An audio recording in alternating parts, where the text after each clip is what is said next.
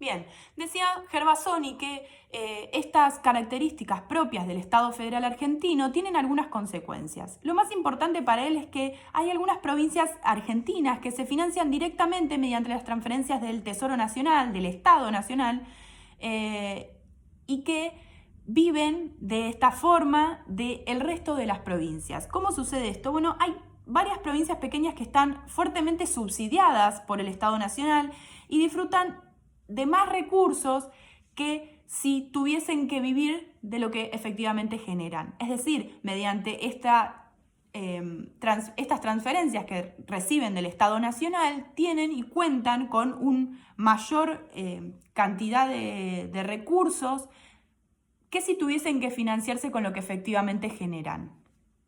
Esta idea es la que Gervasoni intenta explicar cuando dice, bueno, hay estados que son rentísticos, hay estados que viven de las transferencias del Tesoro Nacional, es decir, que cuanto mayor es el nivel de transferencias federales per cápita, menor es el nivel de democracia provincial.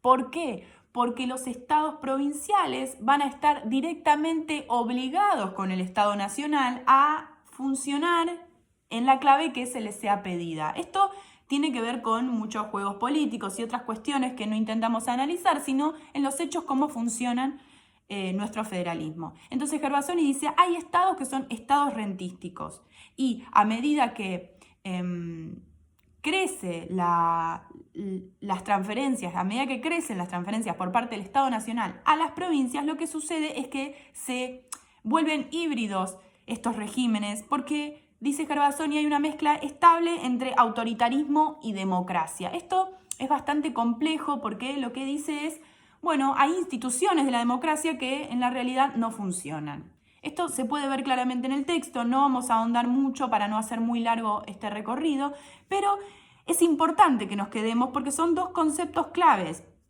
para Gervasoni. El primero es la idea de los estados rentísticos y en segundo lugar esta idea de regímenes híbridos con una mezcla estable, dice, entre democracia y autoritarismo. Por otra parte, siempre es interesante recalcar la idea de que el Senado tiene una desproporcionalidad interesante. Esto habíamos visto en la introducción de estos dos textos. Y dice, bueno, no solamente el Senado es desproporcional, sino que también la Cámara de Diputados, porque nosotros podríamos entender que, aunque las provincias tengan más o menos habitantes, tengan que tener la misma representación en el Estado Nacional. Esto es interesante, es necesario y está respaldado por muchas teorías sobre el federalismo, pero dice Gervasoni, ¿qué pasa con los diputados? ¿Por qué hay una Cámara que dice todas las provincias son iguales, que estaría bien a priori? ¿Y por qué ya cuando nos referimos a un criterio poblacional tenemos desigualdad también? Es decir, Gervasoni dice, el problema es la sobrerepresentación en ambas cámaras, o en su defecto, la subrepresentación de algunas provincias en ambas cámaras. A partir de esto es que entonces vamos a poder establecer todos los canales de comunicación y entender por qué hablamos de la manera que hablamos en cuanto a rupturas y continuidades. Por su parte, Gervasoni va a decir, bueno, lo que pasa es que no solamente hay provincias que viven de la transferencia del Tesoro Nacional, sino que hay provincias que son más baratas que otras. ¿Qué quiere decir esto? Bueno, son distritos de bajo mantenimiento. Como hay poca población en Tierra del Fuego, lo que nos va a salir como Estado Nacional, que la provincia de Tierra del Fuego esté en buenas condiciones, es mucho menor que lo que nos saldría que la provincia de Buenos Aires esté en buenas condiciones. ¿Qué queremos decir con todo esto? Que corriendo o sacando mínimamente una partida presupuestaria tenemos un gran impacto en provincias como Tierra del Fuego, mientras que en provincias como Buenos Aires se necesita un porcentaje mayor de dinero para poder impactar en la población. Por ejemplo, un programa de viviendas, por ejemplo, un programa de asfaltado de calles, la que sea. No estamos hablando de nada que no tenga que ver con pura y exclusivamente las condiciones de vida de la gente traducidas en políticas públicas de cualquier índole. Es decir, estamos hablando de una diferencia grande en cuanto a lo que significa mantener una provincia como Tierra del Fuego y lo que significa mantener una provincia como Buenos Aires. Siempre teniendo en cuenta que no es nada particularmente con la provincia de Tierra del Fuego, sino que suceden muchas otras de la Argentina.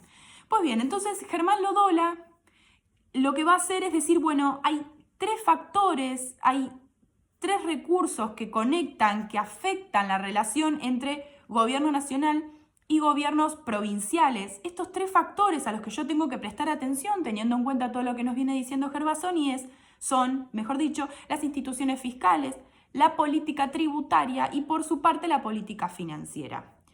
Rápidamente, las instituciones fiscales tienen que ver con los pocos cambios que tendieron a reforzar la autoridad de la nación sobre las provincias y municipios. La política tributaria tuvo que ver con la centralización de impuestos y tasas escasamente coparticipables, con niveles inferiores de gobierno. Lo que se buscó es afianzar los vínculos con intendentes salteando a gobernadores, va a decir Germán Lodola. Y por su parte, la política financiera tuvo que ver con el canje y la reestructuración de la deuda. Rápidamente, lo que intenta decirnos Germán Lodola es: las instituciones fiscales se mantuvieron como estaban. Nunca se tocó en relación a las continuidades que nos decía Carlos Gervasoni. Lodola también ratifica esto de que no se modificó demasiado lo que tiene que ver con las instituciones fiscales, sino que a lo mejor lo que se hizo fue una tendencia o se tendió a reforzar estas desigualdades fiscales. Mientras que la política tributaria tuvo que ver con poder generar mecanismos de intervención en los distintos municipios, evitando de algún modo la simpatía o el diálogo fluido con los distintos gobernadores. La política financiera básicamente tiene que ver con todo lo que sucedió con el canje de deuda. Lo importante de entender con respecto al canje de deuda es que luego de la crisis institucional de 2001, el Estado-Nación habla con todas las provincias y plantea esta posibilidad de, pues bien, el Estado Nacional se va a hacer cargo de tu deuda. Durante los 90 Menem le permite a las provincias que se endeuden de manera particular, pueden contraer deuda. Entonces, en 2001 tenemos un quiebre institucional y provincias quebradas también.